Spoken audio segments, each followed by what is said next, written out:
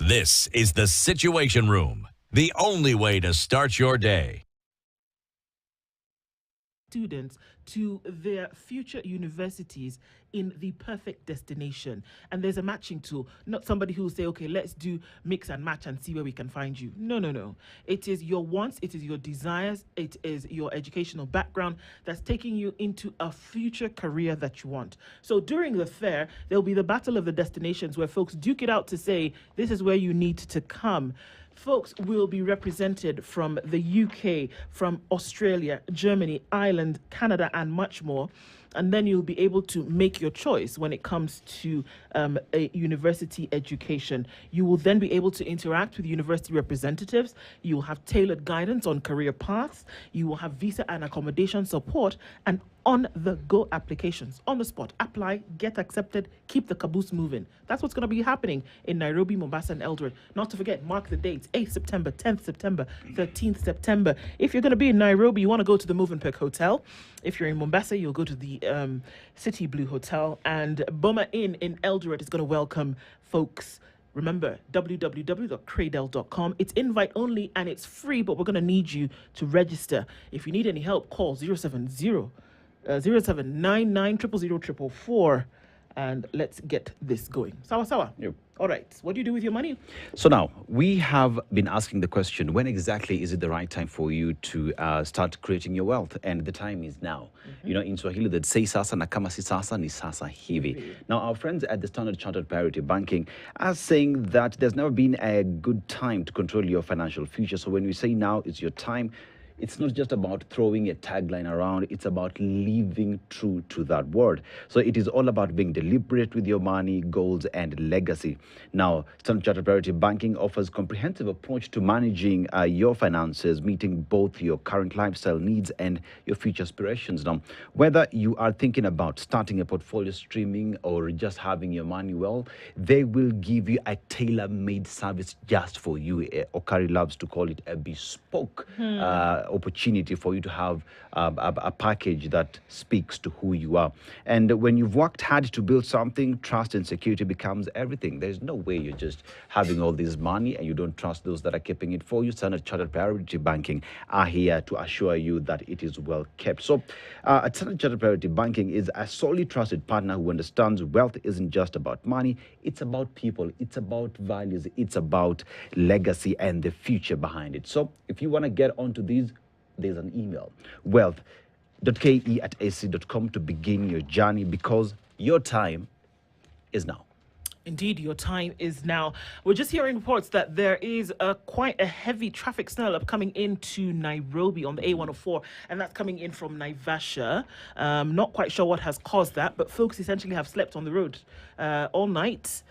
So just trying to get more details about what's going on. If you're heading into Nairobi, just know that that's what's holding you down. And one would assume that police officers are then trying to get this traffic moving.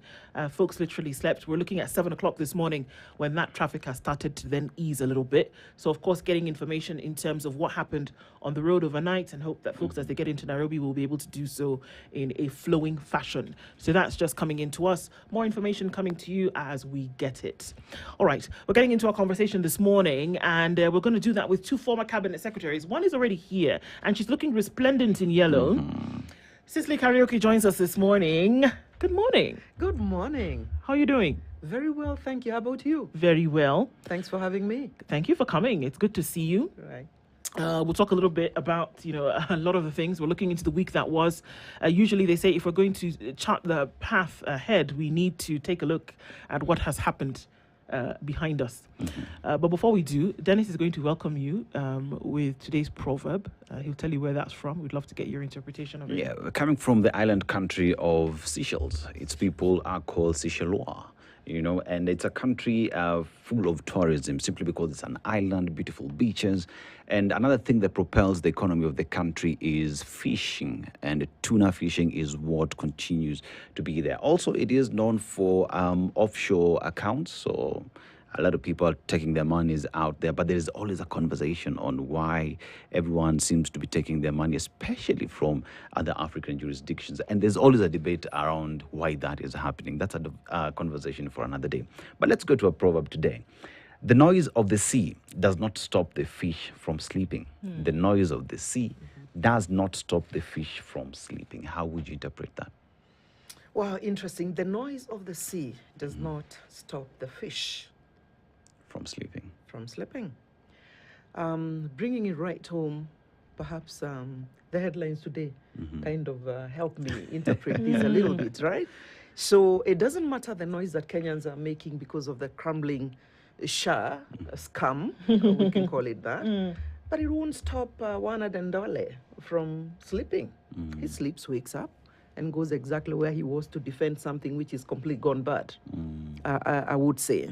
If you look at where we are as a country, 1 year and a half later, after the Gen Z's movement, I don't think that President Ruto is spending any sleepless nights either. You know, things are going very bad, but, you know, it's like business as usual.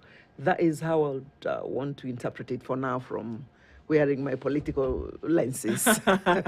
Interesting. Of course, very interesting to then be able to look into. And even as we look at the week that was, like we said, you cast our eye back and see then, okay, what's coming in the next couple. And I guess we can segue just from what you have said. And that one of the things that we look at is the whole corruption conversation. And with what we see now with one governor right in the impeachment process, charges from the ODPP leveled against a sitting governor and a former governor, like Bungoma and Bomet. That's happening right here. And then we cannot walk away from what's happening with Shah. This is interesting because you, as a former minister, you sat in water and sanitation and irrigation. You sat in public service, youth and gender affairs. Then you sat in health as a minister. All of these things are happening as we see them. And then we want to ask the question, Cicely, what's your take of this whole corruption that is being dealt with and what's happening with a public system that's essentially supposed to safeguard the health of Kenyans that's crumbling, using your words? You know, like you say, we use a side mirror to have a look at where we are coming from, but then project where it is that we are headed towards. I must say that corruption is not a new invention, as it were. We sat in those dockets right at the middle. I was in health for 2 years and a half. And it wasn't that much easier.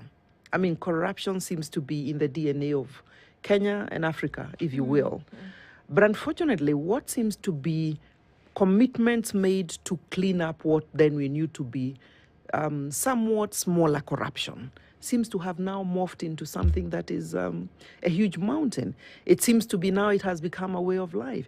It seems to be that, between the executive, the judiciary, the parliamentarians, and even the givers of bribes, if you will, because, you know, it takes two to tango, seems to be they've become bolder over time. And there must be reasons why they've become bolder. One is because they don't get actually to be taken out and prosecuted the way we are seeing right now. And I must commend ODPP and EACC for actually, you know, taking, boldly moving to actually get these governors to be answerable.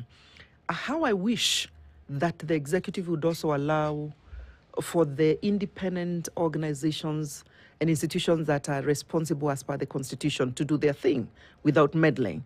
Then we'll see a little bit of care. Kenyans will be a little bit more careful and wouldn't have the kind of arrogance that we are seeing coming alongside.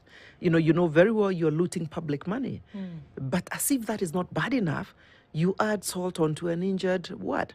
And, you know, but I guess that we are at a point where, again, Kenyans must realize they're on their own, and therefore they must take responsibility, the civic responsibility of calling it out as we see, and even getting out to demonstrate, like the Gen Z has already demonstrated. We must know we are on our own. I want to appreciate you, and Dennis here, because you do a great job. What you do here in terms of educating Kenyans, in terms of holding those in power accountable, even just by giving third-party opinions to be shared on this platform, and you must keep doing this. In fact, you need to aggress around it. I was a little bit discouraged, was it yesterday, must have been. I watched you and your colleagues, and you felt like you're giving up. It cannot be Duale. It couldn't have been Barasa. It couldn't have been Akumecha. And you went on and said, there must be something wrong. It cannot be a Duale thing. I don't think systems drive themselves. Really? Systems are driven by people. Leadership is about taking responsibility to correct. Otherwise, we would not need leaders. We would all be cabinet secretaries. Would they need one? Do you think, based on that, do you think then that you come in and you find a mess? If you were a proper leader, if you were, I'll use the word proper leader, that you would then fix it. You would. The onus is on you to then fix it. And we can't say that it is systemic and so there's nothing you can do. Well, I think that we can say both things. We can say systemic, because I said it's not a new invention of one Adendwale. But I think that we need to see better political will in dealing, as opposed to speaking and saying it wasn't me, and therefore it isn't me. But the cure for any problem is admitting there is a problem. What I don't enjoy currently is the denial that really there is no problem, and the institutions or the hospitals which apparently received money for having you lightened it with this situation room being a maternity, a facility with even maternity and surgery rooms, and even chemo facilities, knowing very well that actually what you're doing, you have figured it out, and this is a corruption deal. This is a way of removing public money. You figured it out. So instead of coming and admitting and saying, really, Kenyans, really, truly very sorry. This is not what we had imagined, but here we are, we're going to make amends. Look at 104 billion into a system. That's not working. Suddenly not working.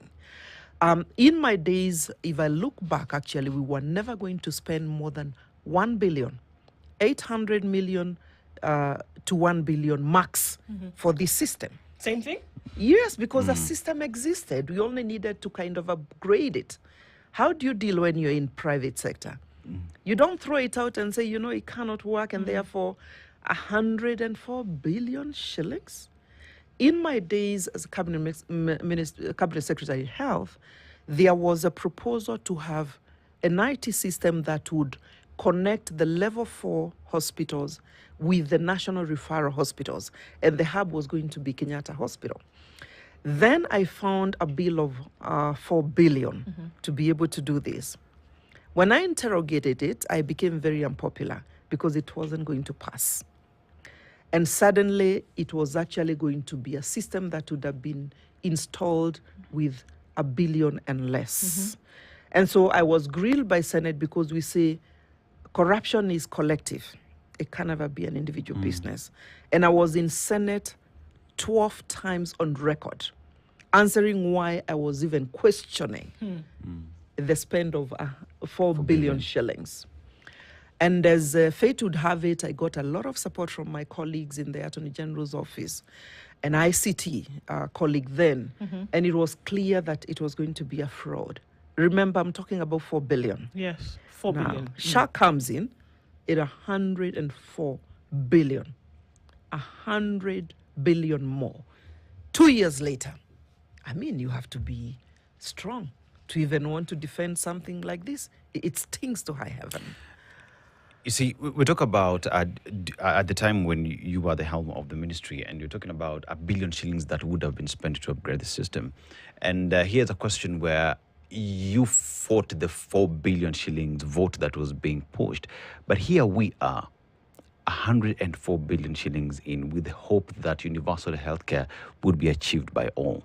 Now, as we sit today and look at the mess that is the health sector in provision of the services to Mwananchi, one asks the question, is it that, because you are the CS, is it that the CS Duale is unable to look at the system and point to where the problem is, or is it that he just doesn't want to? It becomes very, very difficult when you are acting defensive because you then are not able to really appreciate the magnitude of the problem, let alone appreciate that there is a real problem for which you could partially take responsibility.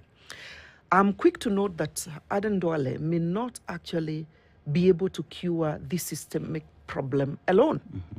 He must call on experts from elsewhere because when we run government and you're only a minister in one specific sector, it behoves on you to be able to call on expertise from your colleagues.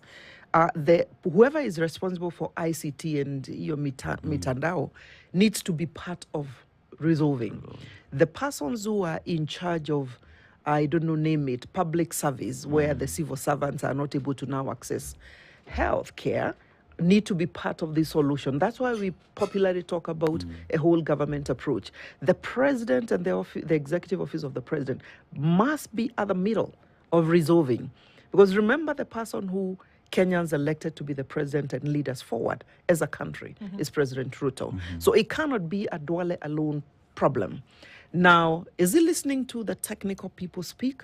I'm not very sure because, when I listen to one of the peers, Dr. Oluga, speak about and, take Kenyans through what really it means and how the money is getting lost, I was very, very pleased. I really felt like this is where politics meets with technical expertise because he's able to actually break it down into more bites and we're able to see where the gaps are. Then I do think the attitude of Kenyans may be too helpless to do anything anyway. So we continue day in, day out, 3 weeks now, and we are not seeing the end to it. Calls on President Ruto to be able to come in now. What I heard the president say, it must have been yesterday, was that because we have this very robust ecosystem, that is why these things are coming to the fore. Because it's been digitized. Yeah, it's been Please, digitized, please. And then today we wake up and 104 billion system has crumbled. And therefore we've resorted to manual verification of claims. This is where the devil will be. You can tell Kenyans, this is where the devil will be. Manual verification of claims. Give us a break. Wow. We're going to come back and we're going to look into it then, because in that situation, what would you do? You have been in a situation like this before, whereby, again, by your own admission, 12 times before the Senate, to have to answer questions. How do you deal with that? You've also said that the first thing towards solving a problem is to admit that there's a problem in the first place. If we see the admittance of that, perhaps we'll say we're on the right track. We will come back, and at this point, going to welcome as well a former Minister, Kipruto Arap Kirwa. He's here with us this morning. Waziri, good morning. Good morning. How are you? Very well, thank you. How are you doing? Well, I'm doing well. I thank God I'm still around. We do too. It's good to see you. Yeah. The Southern Bypass held you at some point. Yes, so of course, I have to admit, I woke up late. Oh, you did? Yes. Well, there you go, Cicely.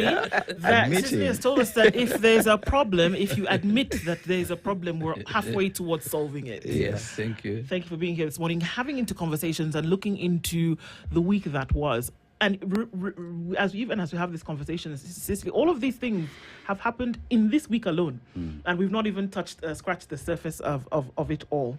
And so I guess we could just jump in with you, Waziri, as well, that we're looking at the dealings of the SHA system, which then gives into an overall problem whereby we talk about, unfortunately, the mismanagement of systems in the country. Are people just being anti-political when we talk about these issues? When we talk about SHA, when we talk about waking up on a Friday morning and you're being told that 104 billion shilling system, unfortunately, is not going to work so well. Are people just being sensational and political? Or are we staring in the face of a gargantuan problem? Well, it's a very serious problem because, this regime, since it started decimating institutions and not allowing institutions to operate independent of interference from the executive. This therefore means that no institution works without almost some kind of micromanagement from the president himself. You remember, even this system, we could have used less than $1 billion and we redo the former NHIF. But now we have to spend 104 billion shillings and we are not seeing evidence of that kind of efficiency that we were told at the beginning of time. So people are not being sensitive. At times I feel as Kenyans, we are becoming insensitive to the problems on our face. And we are becoming almost unable to deal with the person responsible for that. Imagine all these problems are happening and he says we are doing very well. And I don't know when he talks about all these things, including the economy, where are we doing well unless he himself is doing well? You see, when you're having this discussion, as the country continues to talk about this, there has been the idea that Kenyans are just noisemakers. All we do is just complain and not offer solutions. That is, regardless of the fact that those that are in the office today bear the responsibility of making sure the system that they introduce to Kenyans, systems that Kenyans are paying for, ought to work. And as we talk about the president's promise and the call for corruption to be met and to be fought at all levels, one asks the question, why is it that, fine, we'll talk about MPs and whatnot, fine, we'll deal with that corruption there, but we're not talking about this corruption in SHA. Is it any different? No, it's not different. It's only that the president is creating some kind of narrative he wants to run with towards the next general election. Even the people he says he's going to jail, he's not a jailer himself. But if he allowed institutions to operate from the beginning of time, some of these misdeeds would not have taken place. He should have led by example, making sure that nothing is done that is as some blemish. But when he showed at the beginning of time that public opinion never mattered, notwithstanding the fact that it's a constitutional matter, it's not just in a normal law. It's a constitutional matter for public participation to be respected. And he almost waved off issues of public participation. Remember even the Adani deal and many other deals, including the fact that the e-citizen, we are told about 10, 11 billion shillings have been lost. Nobody knows where that money is. So what he's doing is simple. He might jail even some of his ministers. He might jail some of the senators. He might jail some of the MPs in the process of trying to regain some public confidence as a crusader fighting against corruption. And perhaps Kenyans will say we'd rather have one thief instead of many thieves, so that they leave the president himself to be the prime thief and the rest of the people are supposed to be jailed. It is a charade. It is not a genuine concern over the issues of corruption. Otherwise, you would have stopped corruption from the beginning. And if that's what Cicely said earlier, I'm just repeating because that's the reality. Cecily, I wanted to pick you on the same. You see, the president has said he's now forming this body to fight corruption and whatnot. And members of parliament as well, on the other side, have said, you need to give us the evidence. If anything, we will summon you to the House to tell us who are these people that you gave the bribe and whatnot. And we've also had conversations around to the run-up to the impeachment of the former Deputy President Rigathi Gachagua, and conversations on how monies from the executive were given to members of parliament to impeach him. And as the president talks about the fight against corruption, there is this spell against him in terms of his willingness to fight corruption. Just how is that making it difficult for Kenyans to trust that the president can lead the fight against corruption? Dennis, you know that the trust deficit between Kenyans and President Ruto and his government is at an all-time low for reasons that he has brought upon himself. Because when you make commitments like he did under his manifesto, and you hardly have scratched the surface and you start heaping other promises and giving imaginary report cards that really you're actually moving, then the trust deficit can only get deeper. So I want to agree with my colleague. I don't think that Kenyans are actually being sensational. It's real. We interact with them. We don't live in the ivory tower. We interact with them routinely. Kenyans are hurting. And they're hurting because their hopes were very, very high as per the commitments that President Ruto made when he was campaigning. But as if it is not bad enough that he's not able to fulfill the commitments, we have seen corruption in the grandest form that Kenya has ever witnessed. And as if that is not bad enough, we have seen arrogance on top of this and denial that is beyond measure. And as if that is not bad enough, we go spending resources in what in my view, and the view of Kenyan citizens, ordinary, is actually not where we should be investing. 22 million per month bill to peer to make us look like we are angels is not a welcome investment. Not when capitation to schools has not been delivered as schools begin to open now. With the kind of corruption and public servants also having to pay out of pocket. I spoke to one yesterday who wanted a bit of assistance. They thought I'm still able to speak to somebody in the Ministry of Health because they have to, they're seeing a doctor. The bill for the doctor is catered for under whatever it is. But beyond that, sort out on your medication, fix any other specialized tests that you may be doing, and we are up to here. So somebody who is working and is supposed to be motivated to give us a service. I mean, if I was that public servant, I would actually withhold my services. So we came in on a huge promise. It's not being delivered. We are saying lies on top of lies on top of lies. And sometimes I really listen to the president when he's speaking to Kenyans, and I really wonder, is it for real? I mean, is this for real? What are we missing? So again, I come back to say, and I think it's been said, it's one of now the proverbs you need to be putting here all the time. When a hyena wants to eat their child, what do? They say they smell like a goat. This is what President Ruto is doing. I think there are many people smelling like a goat, you know, as just has been articulated, because he needs to find a way of detoxing and cleaning himself up so that he comes out and looks like he's Mr. Clean and continue cheating Kenyans. But I can tell you the interactions I have with Kenyans, at least the ones that are close to me, he may eat all the mbusis. No, I think the ship has set sail. People feel cheated. People feel like you don't care. People feel like you can keep talking, but finally it is my way or the highway. This is how Kenyans are being treated. While Kenyans are resilient, we are.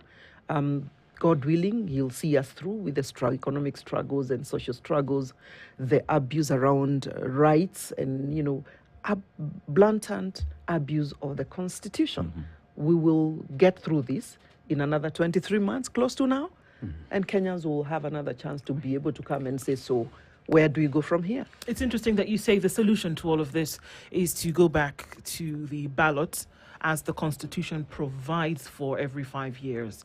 And we've just come out of Katiba at 15. Katiba Day was on the 27th of August. And even as you ask that question, constitutionally, we have to then ask, where do these politics, as we see, you've both been cabinet ministers. You've both played right in the center of the executive and how things happen. And in as much as we say that an individual and their character makes an administration, some of the things more or less are the same. How then do you play constitutionalism with the politics of the day, coming from a place where you then must execute no matter what? But then we have to ask the question, in the minds of a cabinet minister, because we're trying to understand the psychology here, because then now maybe we can understand the action. That does it actually play in your mind that this work we are doing it for Kenya, or are we just playing the politics to get by the day? Well, there is something very interesting. It depends on who is the president. Remember, President Kibaki had the fortunate situation of presiding over the leadership of this country under two constitutions, the old constitution and the new constitution. And while he presided over the destiny of Kenya for 8 years under the old constitution, he was able to demonstrate that the constitution is important, but leadership is actually more important than any other issue. Leadership in the sense that you must allow people do what they do best. And when he gave us the opportunity to be ministers, we were not better than him in terms of running government. He had run government for many years. But he allowed us to interact with the officers, deal with the issues that we understood. We just go to him to brief him on the issues that we feel needs his attention and needs support for purposes of making the way forward. But he never called us to tell us, do this, do this. I remember he made 3 calls to me. 2 of them I can remember vividly. It is one, when there was a food situation, he called me and he told me, can we discuss this issue? The country is going through under a lot of strain. Then I booked an appointment. I went, I saw him with the officers of my ministry. The other one is when my colleague, Civic moved out of government to support the referendum. He called me from Uganda. I was somewhere in Karen. And on the line, somebody told me the president wants to talk to you. I talked to him. He told me, okay, what has happened in Auyu Mama? And I did not even know who the mama is. So in the process, I understood it was Lina Chebiklimo.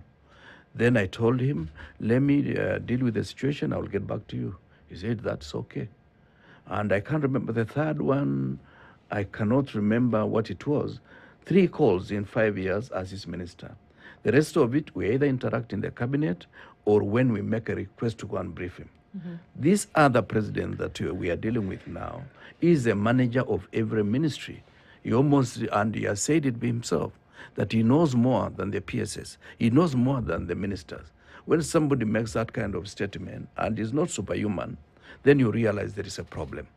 Even when I was in the ministry and Cicely was one of my officers, senior officers as a managing director, I never knew more than the tea board that he was running, the tea industry that she was running.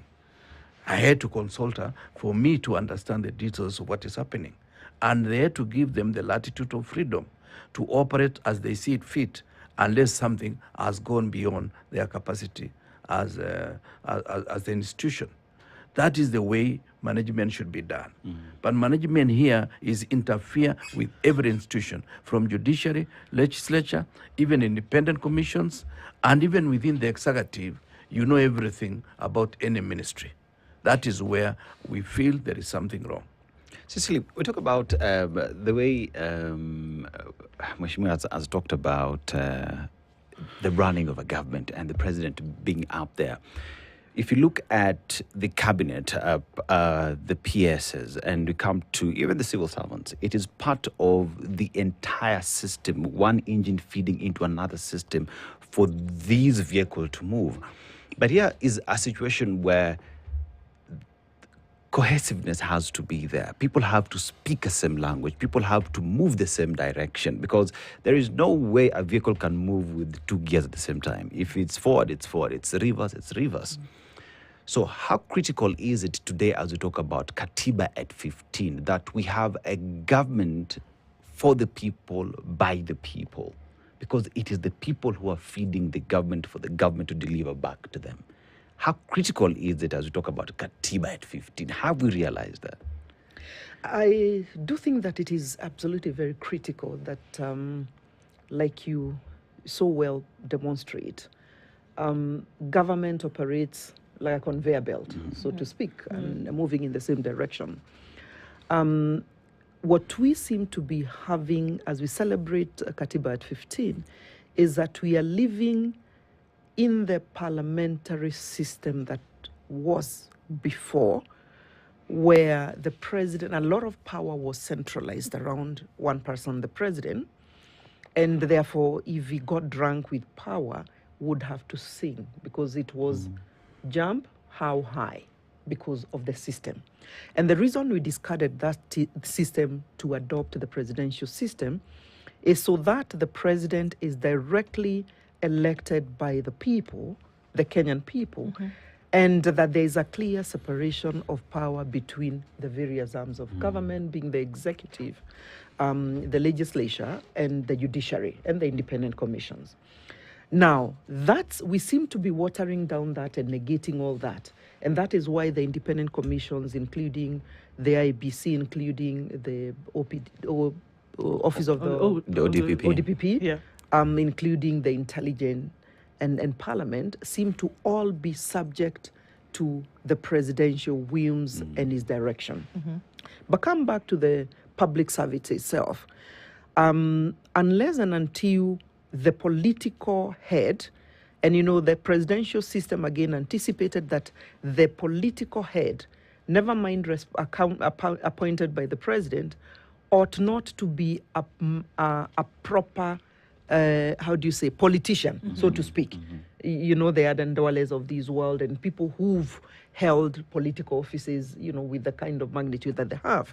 And it was anticipated that we are going to professionalize the public service by getting technocrats and people who are able to exercise leadership with some degree of independence so that then we could improve on service delivery. 15 years later, we are back, reverse gear, and we are moving with a lot of speed. Now, what we need to realize is that the targets that are set in terms of service delivery, be it quality, be it speed, be it efficiency, be it spend or money that is going into service delivery, we seem to be again at an all-time low in terms of the quality and the parameters that I've described. Fast forward, how do we get back to what it is we needed to do as per the Katiba at 15, is to come back and say we must respect the tenets of the current constitution. But before we have even taken a review of whether we are moving forward with the Katiba or not, I hear again some very disturbing conversations around referendum to introduce offices and so that we have more people in power and remove a bit of what seems to really have been working. And therefore, again, I come back and say, Kenyans, you're on your own. Are we on our own? Are we on our own?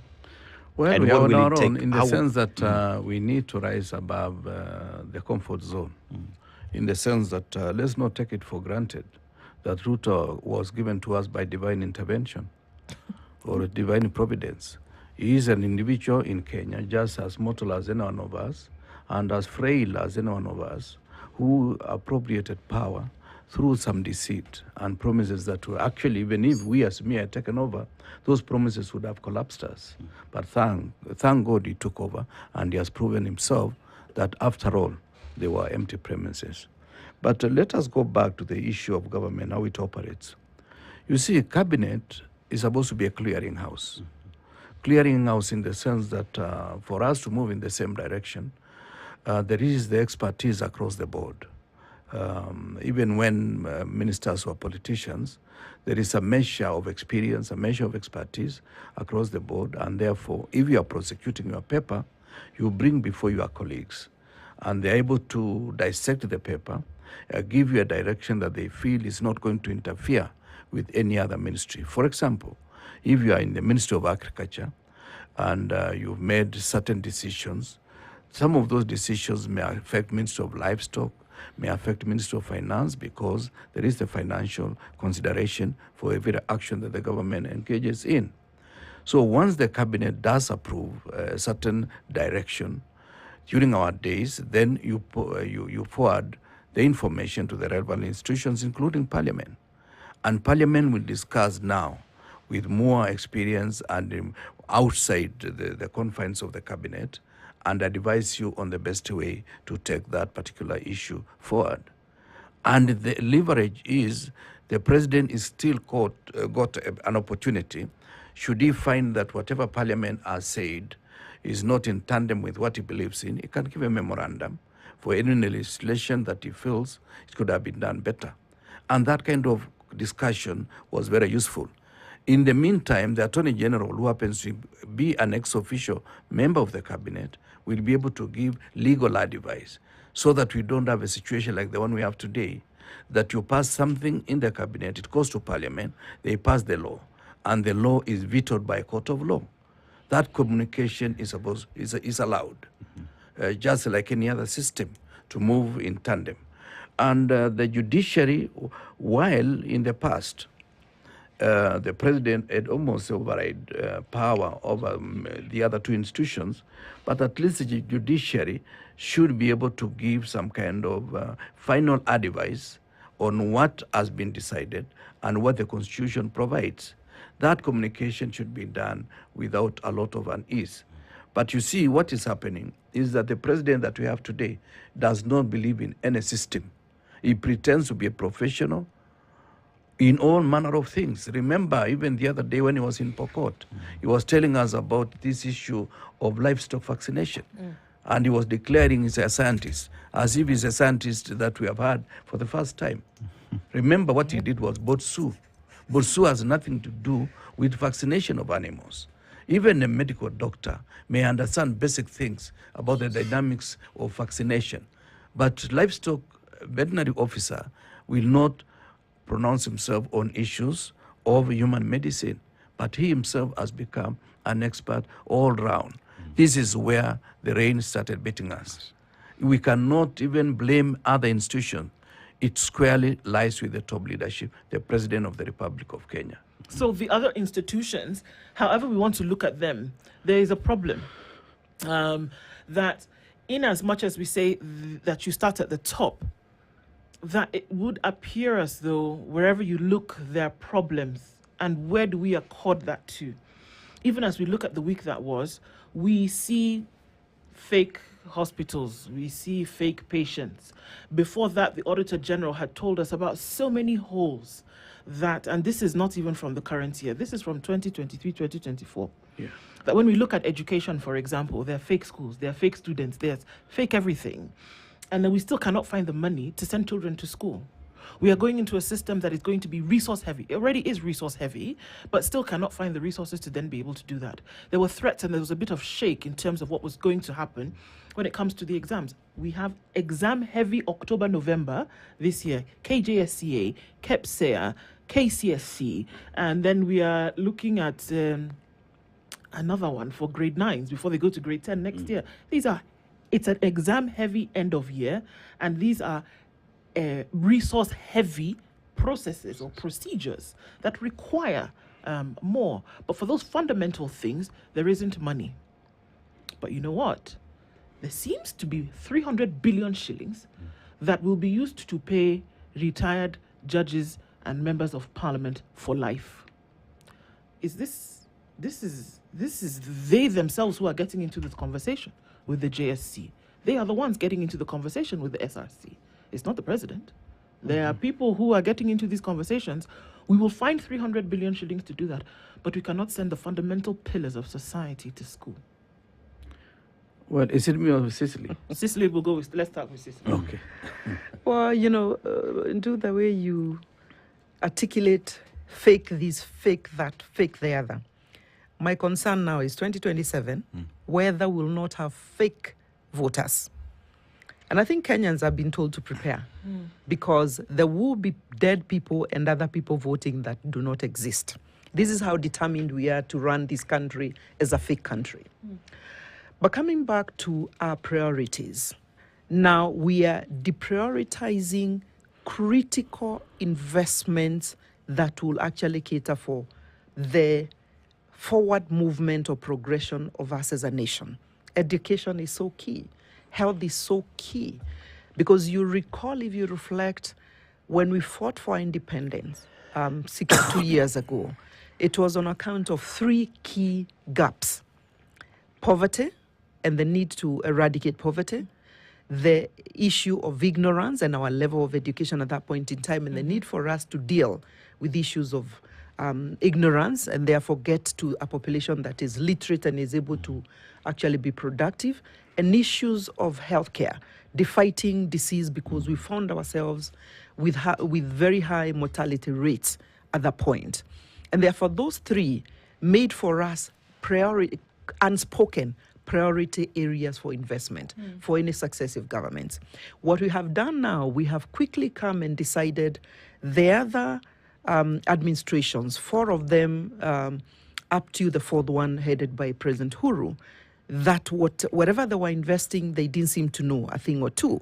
Now the Kenya Kwanza government has come to actually bring in what views to be very temporal kind of priorities, which have not come to be priority on account of public participation.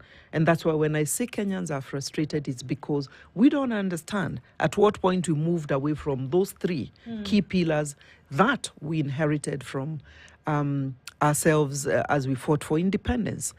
Now move forward and say, so there is enough resources in Kenya today, if only we could appropriate them in the priority areas. Kenya is not a poor country.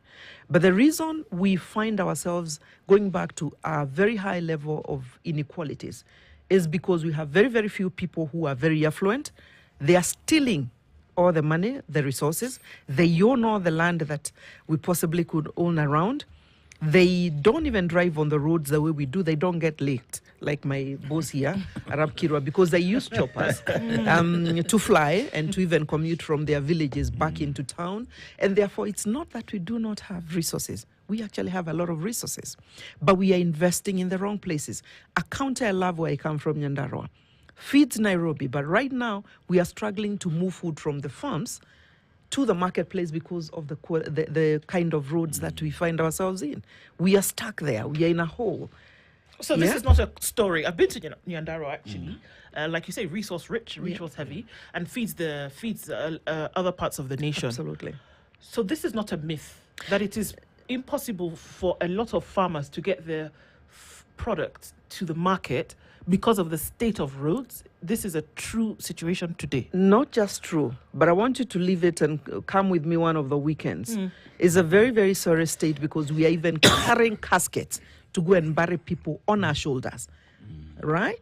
It is that bad. And here, because we haven't quite looked at devolution, here is where I stopped being proud.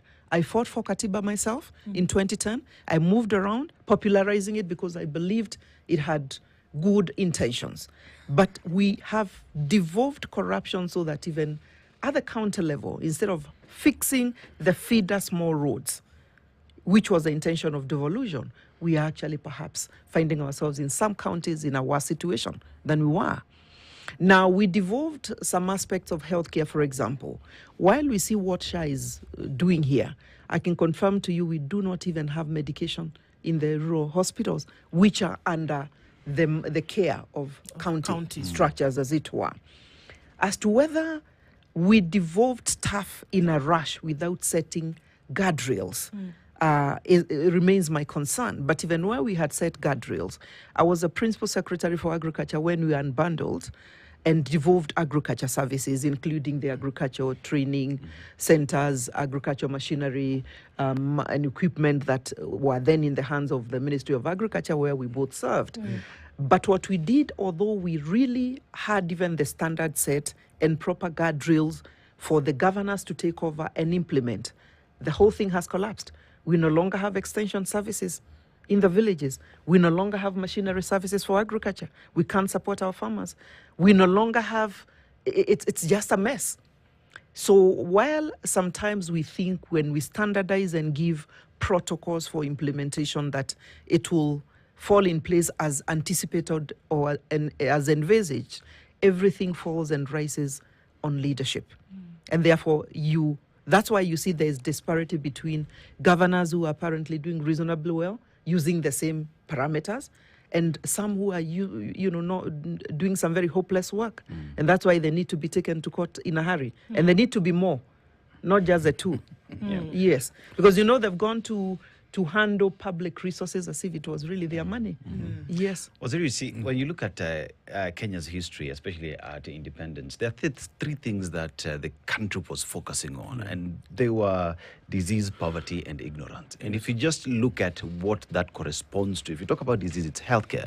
Talk about poverty, it's improving the economy. You talk about ignorance, education. These were priority areas at the time of independence. You look at over 60 years later, today we talk about a healthcare system that has failed. You talk about education that is on its knees. You talk about an economy that is literally begging to be revived. Why do I say that? You look at some of the policies that have been put in place, and it is difficult for people to run businesses in the country. It is difficult to survive in the country today. And you look at what we are spending on vis-a-vis the results, one asks the question, what are we doing? I know we're going to top of the hour, but are our priorities in the right place? Well, I think there are two major problems. One problem is the inability to raise the necessary revenue because there are so many pilferage areas.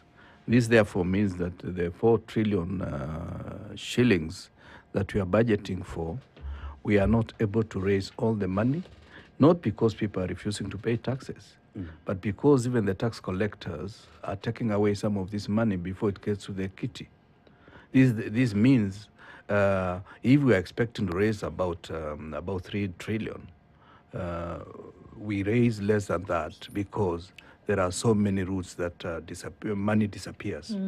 The second problem is the issue that you mentioned earlier, the issue of fake institutions.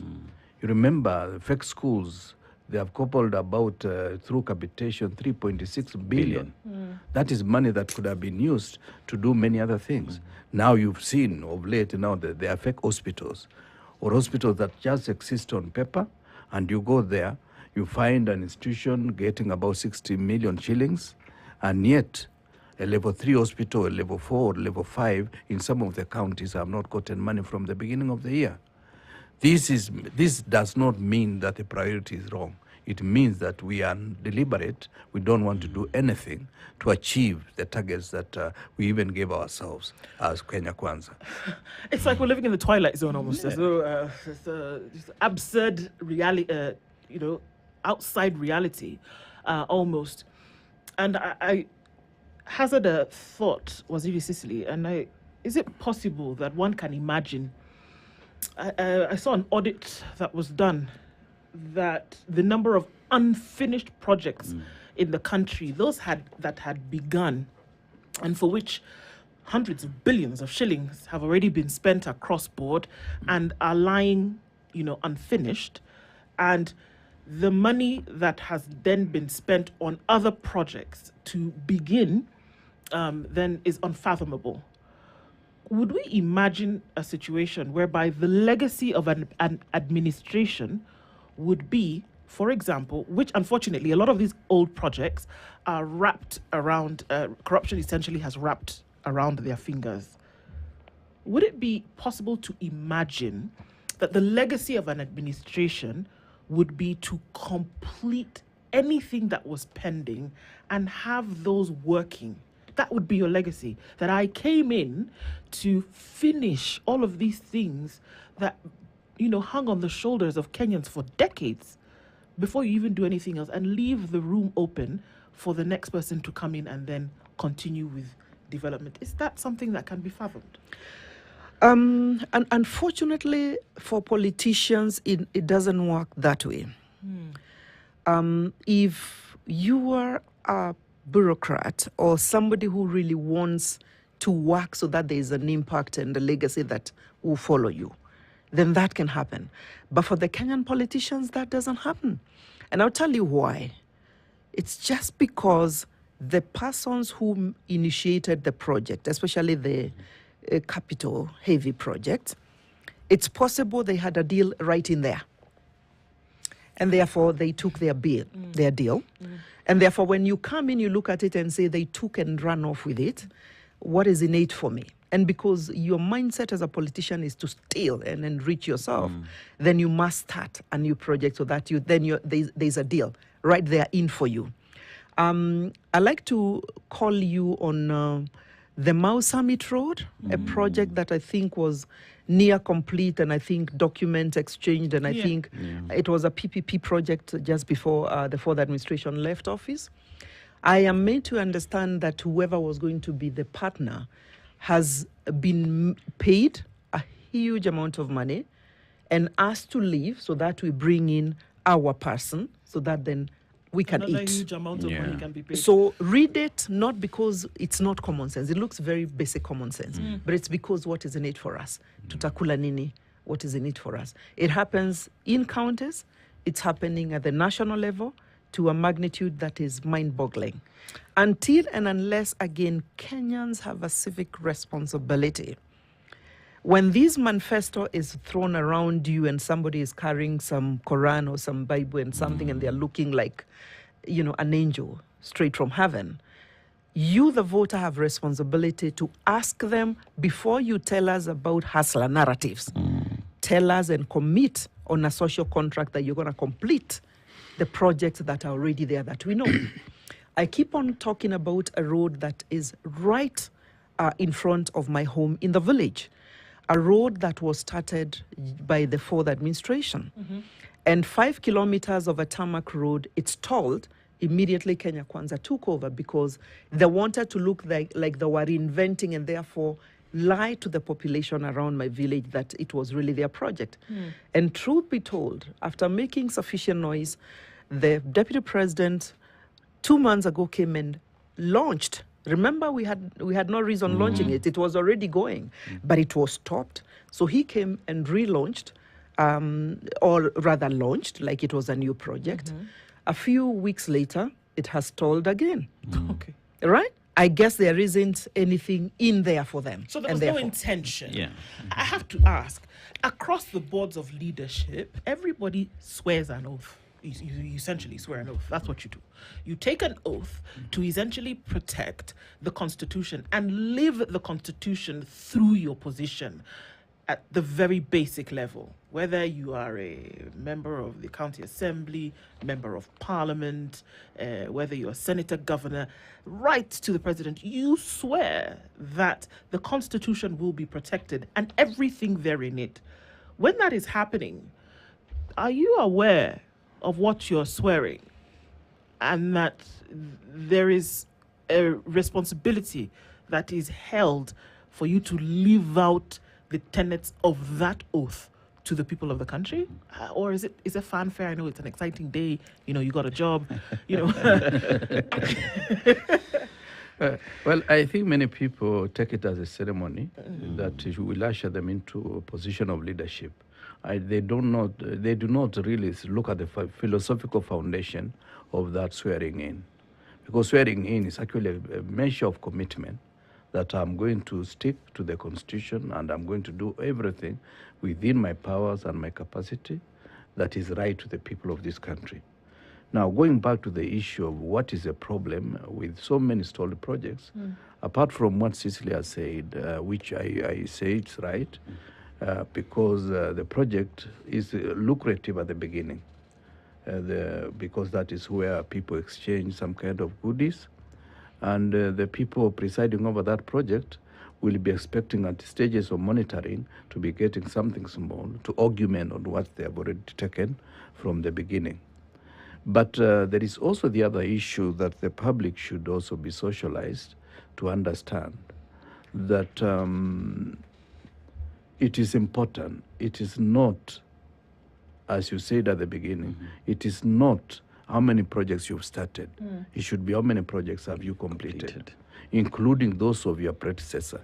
I see many governors today, they are struggling to go through the projects they have started and to finish the projects their predecessors had started, because they have all manner of reasons.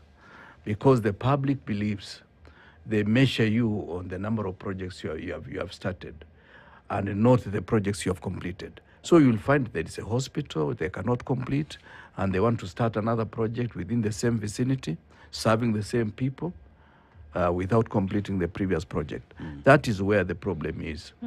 The second issue is that you cannot legislate over bad manners. Bad manners is a product of inherent capacity of an individual.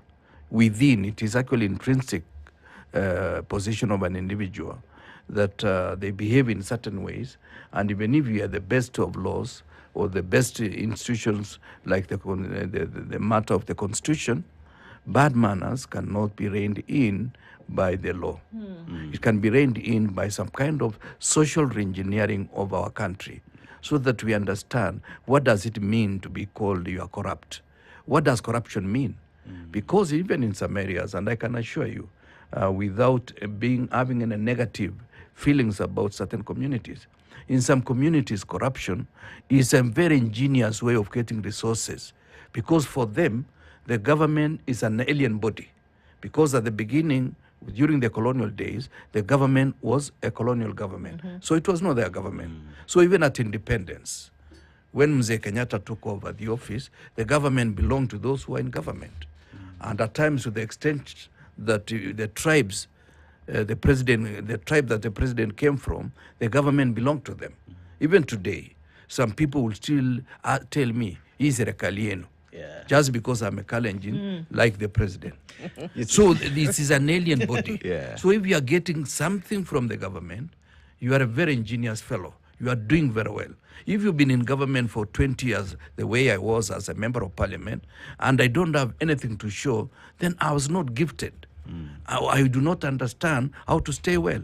Some people are elected, ejected out of parliament because there is no evidence of some lagis around them, because they don't demonstrate that. They say, kama hajajisaidia, how does he expect to assist us? He himself has not improved on his own status. And you see, Waziri, you bring in a very important subject, because remember, as we were getting to the 2022 elections, there was a narrative. We had the dynasties and the hustlers. Yeah. And, at that point was it was created to appear as though the then presidential candidate and Uhuru Kenyatta belonged to this club of boys who have really oppressed the country for a very long time.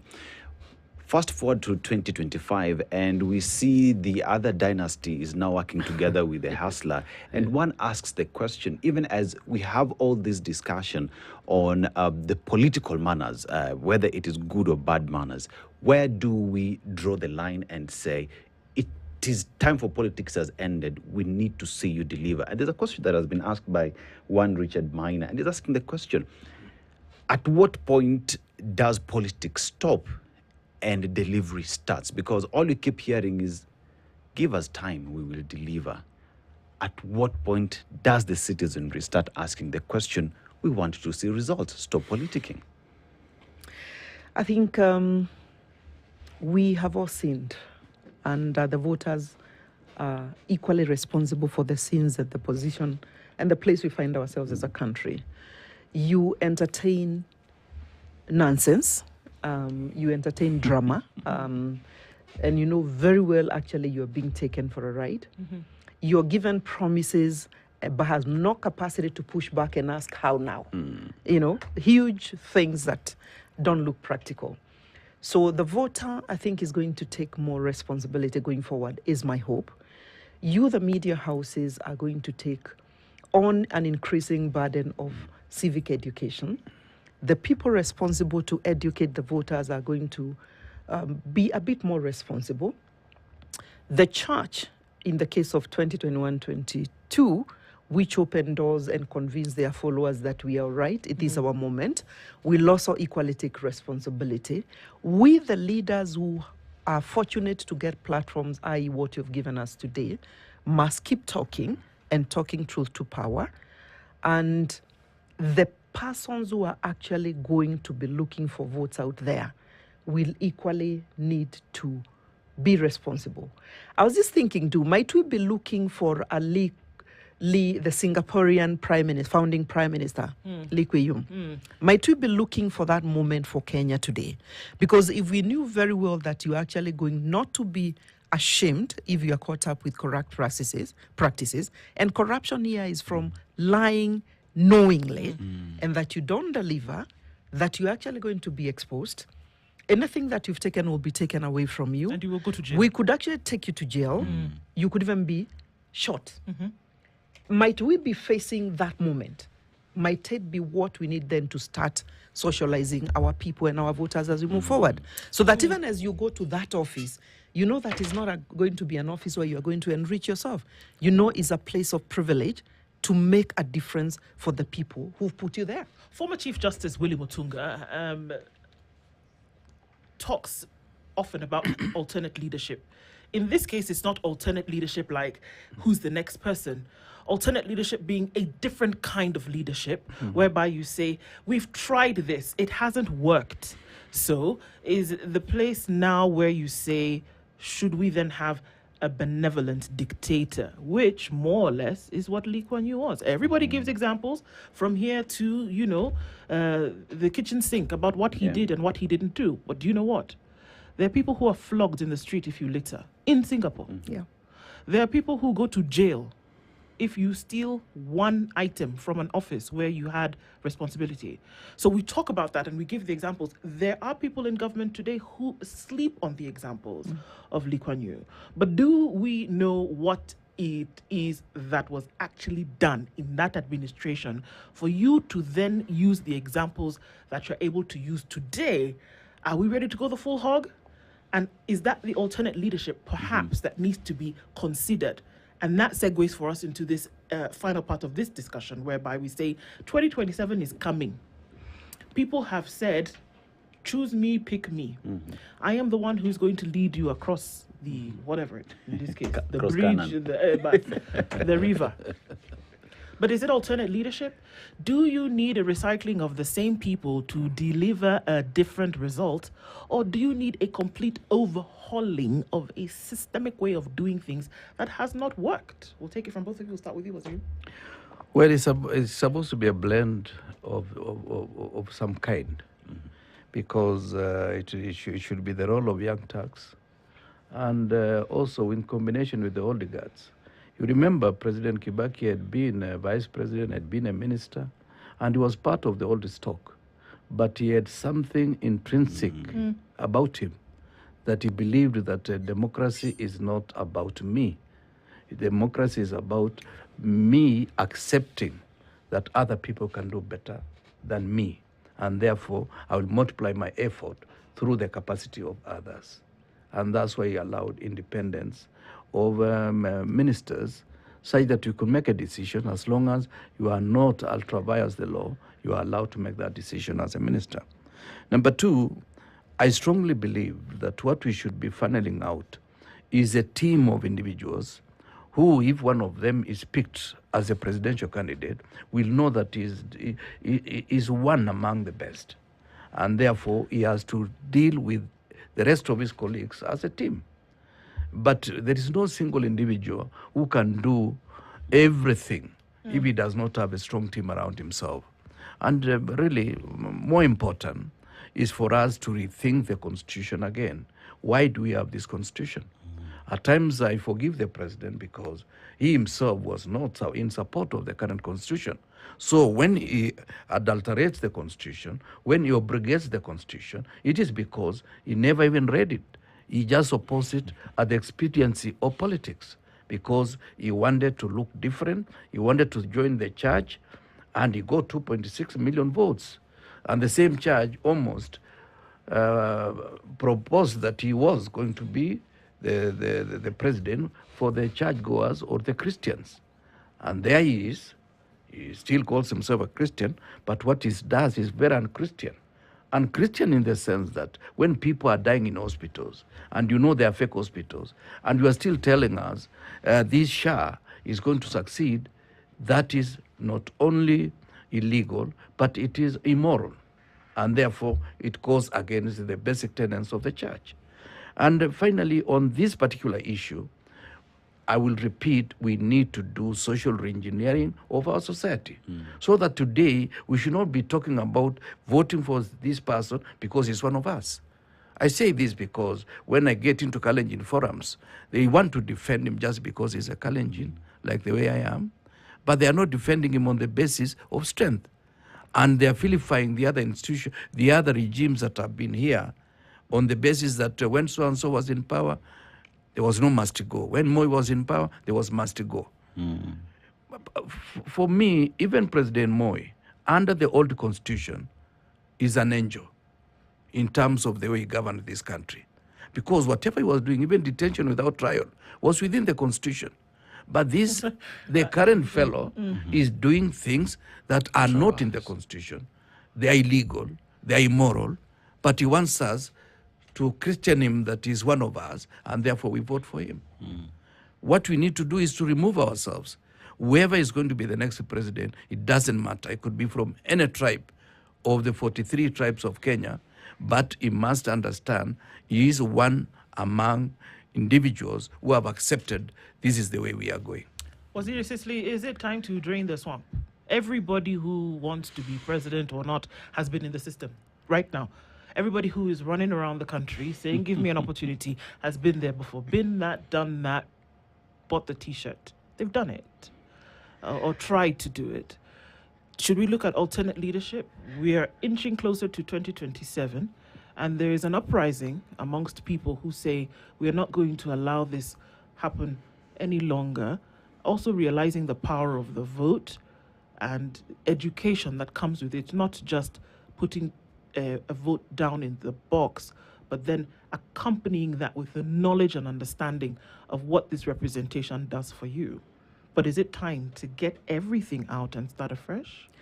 You know, if draining the swamp is what is going to heal this country, so be it. I'm, however, a little bit cautious to say that just because, and I've said it before, just because we are accusing parliamentarians for being corrupt, I do want to confirm they are good members of parliament right there. And therefore, they shouldn't be sacrificed just because they happen to be members of parliament. We've served in offices, high offices, and we got away with our heads high. Yet, monies and bribes were brought our way. It's not that you mean. I have gone through parliamentary vetting on 2 occasions personally. Colleagues of mine would confirm they have been asked for money by members of parliament. Nobody asked for a penny from me, both occasions. Now, we have been privileged to also be given a chance to serve. And in my own case, President Uhuru said to me, I'm putting you to dockets where there are big budgets. Careful, it's not your money. Otherwise, you're going to be jailed and I'm not going to be able to help you. And therefore, you have... He said this to you personally? Absolutely. Part of my brief was here. I'm getting you to dockets which are troubled. They are big budgets. It's not your money. I document that because it became my rallying call for my teams. And therefore, if you thought we were going to play ball and bring envelopes to me and briefcases, and they tried, really they tried. And this is why I had to go through 2 attempts of impeaching me, because I refused to partake of their bad manners. And therefore, the cartels always, there is a price you pay every time you don't play ball.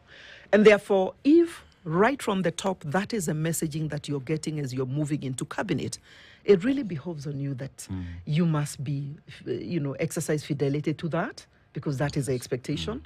But it has to meet with my value system. Because for me, I know when you're given a chance to serve as if there will be no tomorrow, and serve as if you're serving God. And therefore, leave an impact, however small, but go home with your name. Because when everything is done, it is the name that I carry on the streets and in the supermarkets that matters for me today. And therefore, I'm quick to come and say, draining the swamp and draining everybody because they served within an administration, I think would also not be exercising responsibility from the point of the voters themselves. What do we need now? We need to come and ask, how did we get here? How did we get here?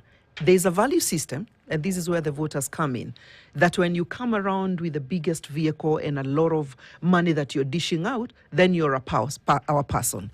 If you belong to my ethnic tribe, then you're my person, regardless of what is between your ears. How did we get here? We got here by also saying, for example, some of the aspirations that are contained in the Constitution.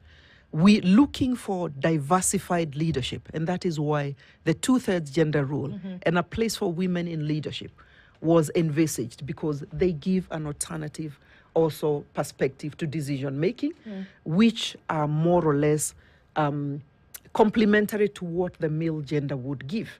And that I think needs to be respected. So if alternative again or draining the swamp means getting women to be at the top in their bigger numbers, I will celebrate that. That's a moment Kenya is waiting for. Getting diversity from a point of younger generation, being also around the table without fighting too hard for it, so be it. How do we get the women and youth to be around the table at the top offices? It is making the campaign period shorter, less expensive, and not monetizing the way it is right now. Right now, you don't have money, then you're out through the door. Right now, you don't belong to that ethnic group, you're out through that door. But we have a moment that we're going to change the way we play our politics today. And the way we play our politics today as we approach 2027, there is a body that is centered to it, and that is IEBC. We know already what Kenyans are saying about IEBC, its formation, and all the intrigues in there. But that notwithstanding, it is the body we have, and delivering to Kenyans, it must. And that starts with the limitation of boundaries. There is the by-elections that are coming. There is civic education that is needed in the country. So as you speak about 2027, IEBC, and the politics around it, what should Kenyans expect, and what must IEBC do to reclaim its name? Well, IBC has gotten a bad name for almost the last couple of years or decades, partly because of misadventures of those in the leadership of IBC, and partly because of interference by the executive. This therefore means that IBC has a lot of work to do to make sure that they get out of this without a lot of blemish. But it's also important that properly with proper civic education, to across the board, and also with information even from media houses and other channels that can provide that information. Kenyans, we thank God, are very intelligent and they are very literate to a large extent. Despite all these problems that we are facing with, our human resource has still got requisite capacity to do many things. And I don't doubt Kenyans, if they are given the right information, they will get out of this situation. The second issue is that I'm happy. The current regime stands no chance. Whether they are going to steal 2 million votes, 3 million votes, there is a huge gap between them and the alternative leadership. And this therefore means that we want to encourage them not to steal. Because you may steal, and at the end of the day, you will have lost the elections. I remember there was a case in Baringo some time back when I was in primary school, where the person who wanted to win made sure that there were 14,000 votes in that constituency, made sure that he had crossed 7, only for the other guy to get 8,000. And therefore, there were more people who voted in that constituency than the people who are registered as voters. So don't do that, because you will tell us in this particular province, in this particular region, we have gotten 3 million votes, when we know the population of that region is less than 2 million votes. You cannot have more voters than the people living in that particular area. So some of the issues, and also I want to advise the current regime, even the fake registration of people from outside the country. And it was not for the Somali community that rule was there. Even as somebody coming from a border district, you are required to go through the same vetting. Yes. So that you are not from Uganda, you are not from Tanzania like the people of Narok, the people of Kajiado. But when the president went there, he made it look like it's the people of the Northeastern who have been sidelined by not being allowed to register as Kenyans by going through the vetting process. The vetting process has been an aspect that has been there. But more important, even in Trans Nzoia, some of my colleagues tried to get people from Uganda. To import 2,000 people from Uganda To vote in an election? to vote in an election and take them back is more expensive than using the same resources to mobilize your own voters. So to bring people, even 1 million votes from outside this country, is going to be a logistical nightmare. Some of the people, because of the weather, might have moved away from the border. And on the day of voting, there will still be so many kilometers inside. We So, say it as though it's an option that can be considered. And people are doing it it. should be ludicrous to even imagine that such No, a thing can but it's should happening. Be done. It's No, but happening. just because it's happening doesn't mean that we almost accept it as a way of doing things. And what happens to patriotism I'm or not nationalism? condoning. I'm not condoning. I'm just advising them Yeah. that you lose elections whether you import 1 million votes or Or 2 not. million votes. You lose its election unless there is another miracle. Solutions is what we should be heading to, regardless of the situation. With what we've spoken about, and just I guess for a roundup with both of you, from what we've spoken about today, are we? Is Kenya on the path whereby you can say there are solutions, you can take them, and you can use them towards an end? I mean, there are solutions to every problem. There is a solution. But like I said, you have to have the right mindset. You must want to resolve. And in this case, the people that have been given the leadership mantle at the highest level must want to go back to the drawing boards and listen to Kenyans a bit more keenly. Listen to understand why are Kenyans unhappy. Not listen because you want to do some PR games, which is what we've been treated to the last 3 years. So listen to understand. Once you understand, the solutions will be right there. Kenyans are asking for very little. We are patriotic. We're asking for you to keep your promise, deliver what it is you promised in matters development, deliver as per the Constitution, respect rights or manner of rights that are enshrined and were negotiated and are now in Katiba 2010. Do not kill people. Allow yourself to listen to dissenting voices.